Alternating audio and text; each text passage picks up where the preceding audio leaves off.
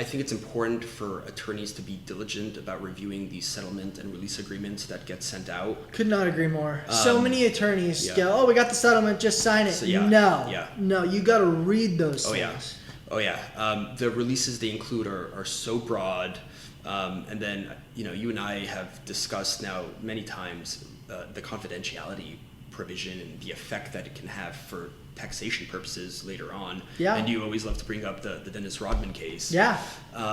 And that's something I wasn't privy to, and that's something you alerted me to, and I ended up reading the case and learning all about it, right? And so obviously their release included a confidentiality provision.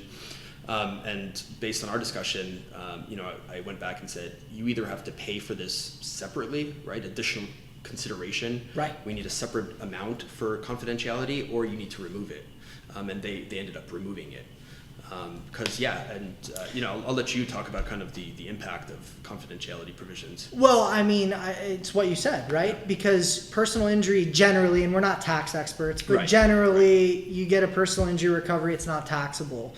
But that's for the injury, right? If you have confidentiality in there and it's blended in, there's an argument, well, what portion of it is for confidentiality Yep. and what portion of it is for the injury? In the Dennis Rodman case, I guess he went up and kicked a cameraman in the balls. Right. And the cameraman sued, and he wasn't really that injured, but Dennis Rodman wanted the confidentiality. Mm-hmm. And it was like a couple $100,000 settlement. And the confidentiality was really The sweet. that was really the purpose of the deal. Right. And so that's really why the money was exchanged. And so what the court found is, well, it's really for that. And when it's for that, it's not so much for the injury. And so therefore you can be taxed on that. Mm-hmm. And so that's what we want to avoid for our clients. Exactly.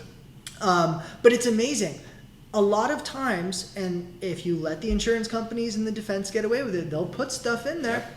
They'll put stuff in there. And if all you have to do is do exactly what you did, say take it out. And they usually do. Exactly. They usually do. Exactly. But attorneys that don't pay attention to that, it slides by. Oh yeah.